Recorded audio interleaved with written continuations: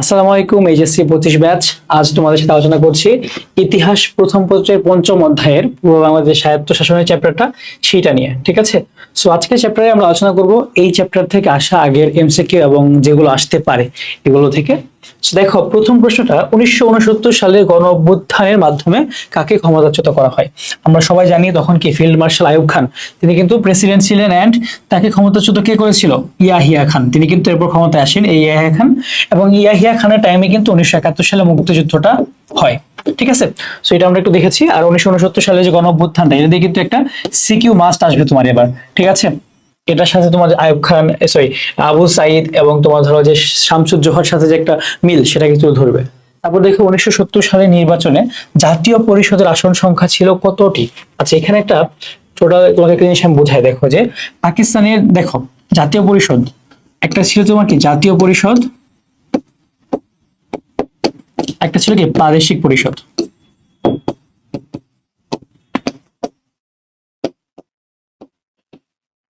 প্রাদেশিক পরিষদে টোটাল তোমার ছিল কয়টা? টোটাল ছিল তোমার নাম্বার কত? 313টা আসন। ঠিক আছে, বা জাতীয় পরিষদ যে আমাদের যেটা আছে, সেখানে কি টোটাল তোমার ছিল কয়টা? 169টা। এই 169টার মধ্যে তোমার পেয়েছিল কয়টা? 167টা। ঠিক আছে, 167টা। সেটা একটু দেখে নিবা তোমরা। ঠিক আছে, ওকে। তারপর আসলে একটু সামনে যাই। এখানে এবারের সংগ্রাম আমাদের মুক্তির সংগ্রাম, এই যে ভাষণটা শেখ মুজিবের, এটা হচ্ছে কত তারিখের? 7 মার্চের। এটা এই বছর আসলে আসার চান্স একটু কম। ঠিক আছে, তোমরা সবাই জানো কারণটা। তারপর দেখো এখানে যে বঙ্গবন্ধুর স্বাধীনতার ঘোষণাটি কোন ভাষায় ছিল? বাংলা, মান্দারিন, হিন্দি, ইংরেজি। বঙ্গবন্ধুর যে স্বাধীনতার ঘোষণাটা ছিল, সেটা ছিল কোন ভাষায়? সেটা ছিল কি? ইংরেজি ভাষায়। ঠিক আছে, 26শে মার্চ যে স্বাধীনতার ঘোষণা দিয়েছিল, সেটা ইংরেজি ভাষায় দিয়েছিল। শেখ মুজিবুর রহমান তার ঐতিহাসিক 6 দফা কোথায় পেশ করেছিল? এই যে 6 দফা, বাঙালি জাতির মুক্তির দাবি, বা এটার সাথে কি ম্যাগনা কার্টাকে তুলনা করা হয়?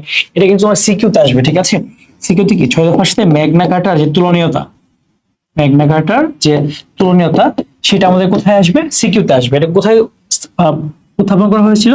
লাহোরে। ঠিক আছে, কোথায়? লাহোরে। তারপর দেখো যে আগরতলা মামলার কোন আসামিকে পাকিস্তানি সৈনিকরা গুলি করে হত্যা করে? সেটা ছিল সার্জেন্ট জহুরুল হক। তোমাকে বলেছি আগরতলা কাহিনী একটু আগেই, যে শেখ মুজিবের মতো দেখতে ছিল সার্জেন্ট জহুরুল হক, এবং তাকে হত্যা করতে গিয়েছিল কোথায়? সেটা ছিল ঢাকা ক্যান্টনমেন্টে। ঠিক আছে, ঢাকা ক্যান্টনমেন্টে। সেই ঢাকা ক্যান্টনমেন্টে গিয়ে সার্জেন্ট জহুরুল হককে কি গুলি করে হত্যা করা হয়। তার নামে কিন্তু ঢাকা বিশ্ববিদ্যালয়ে একটা হলও আছে।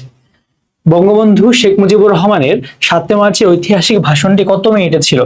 ভাষণটা ছিল কি টোটাল 18 মিনিটের, এবং এটাকে তুলনা করা হয় কার সাথে?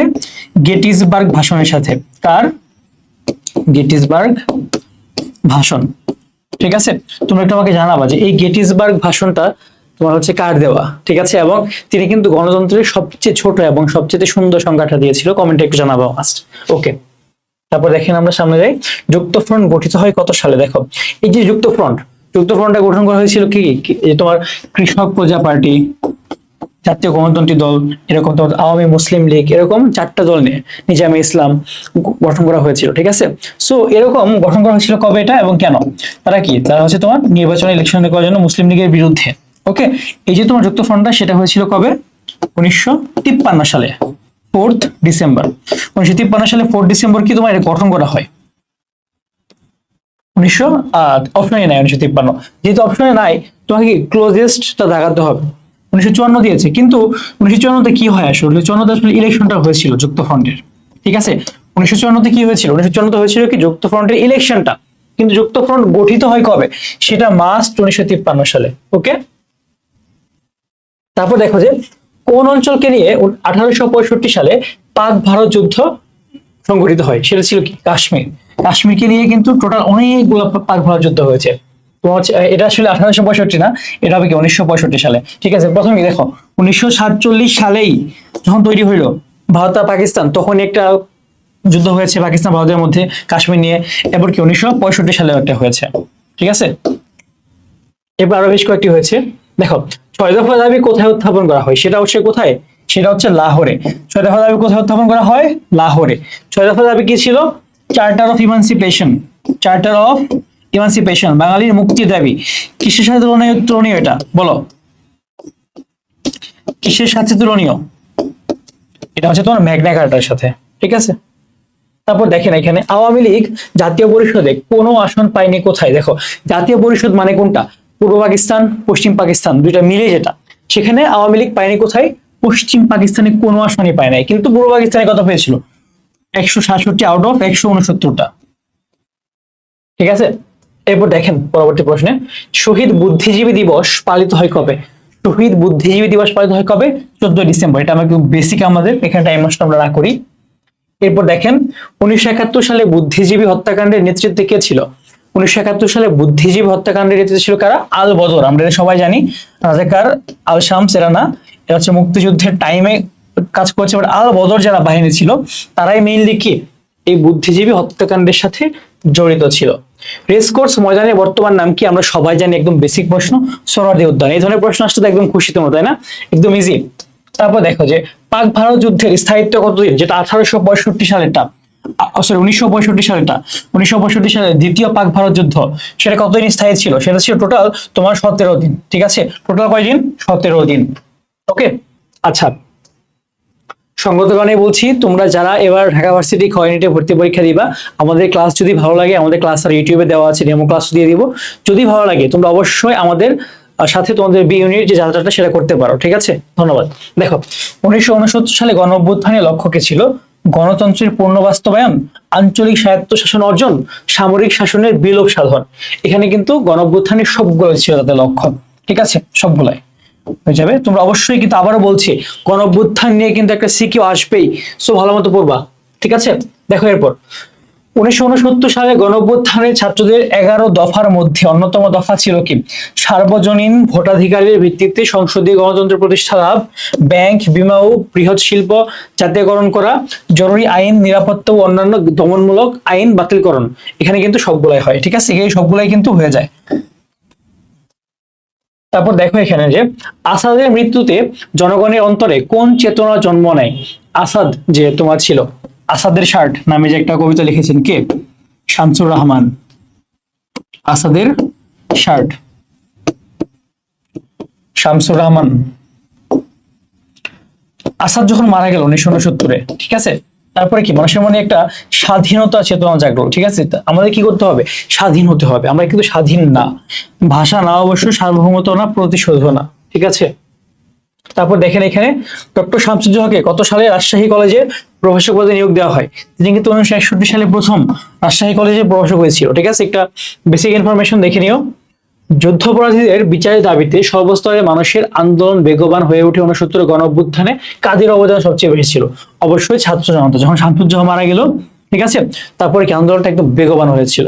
ওকে, তারপর দেখেন এখানে সার্জেন্ট জহুরুল হককে কত তারিখে হত্যা করা হয়, তাকে হত্যা করা হয়েছিল কবে, 15 ফেব্রুয়ারি। ঠিক আছে, এই যে 15 ফেব্রুয়ারি 1969 সালে তাকে হত্যা করা হলো, এখানে শেখ মুজিবকে হত্যা করতে গিয়ে শেখ মুজিবের মতো হয়েছিল দেখতে, সার্জেন্ট জহুরুল হক তাকে কিন্তু হত্যা করা হয়েছিল।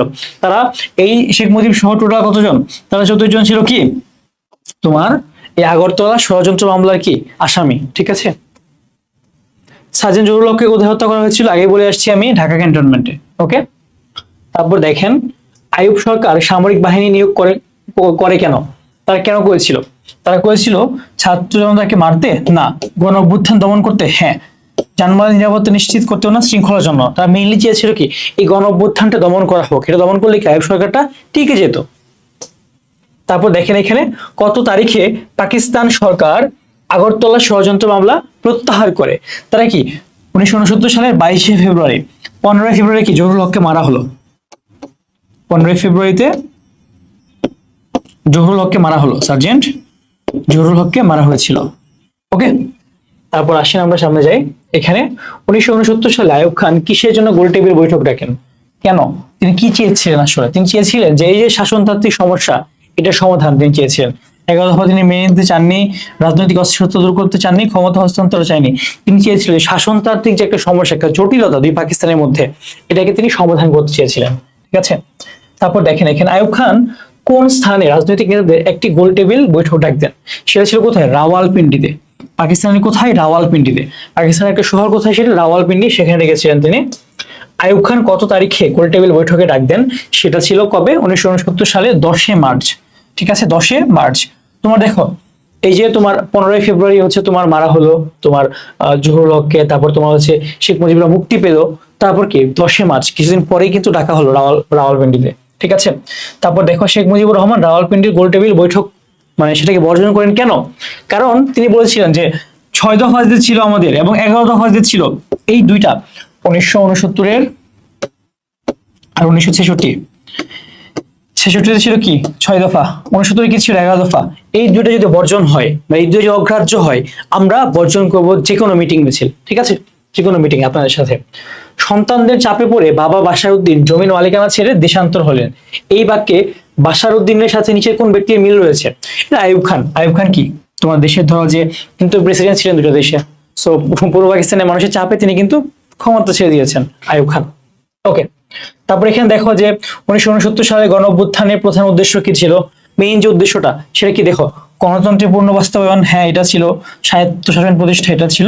মূল উদ্দেশ্য আইয়ুব খানের পতনটা ছিল না। সো আমাদের অ্যান্সার হবে কি ঘ।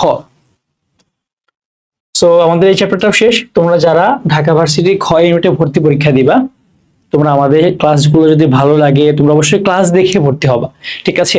কার কত ফলোয়ার, কার কত আবেগ, কোন ভাইয়া গাড়ি চালাচ্ছে, কোন ভাইয়া বাইক চালাচ্ছে, কোন ভাইয়া টিকটক করতেছে, এইসব না। ক্লাস দেখো, কার ক্লাস ভালো লাগে। তোমার যদি মনে হয় আমি এই ভাইয়ার ক্লাস বুঝতে পারি, সবাই কিন্তু ভালো পড়ায় যারা অনলাইন আছে, তোমার যেটা ভালো লাগবে এইটা দেখে তুমি চুজ করবা, ঠিক আছে। ধন্যবাদ সবাইকে, আসসালামু আলাইকুম।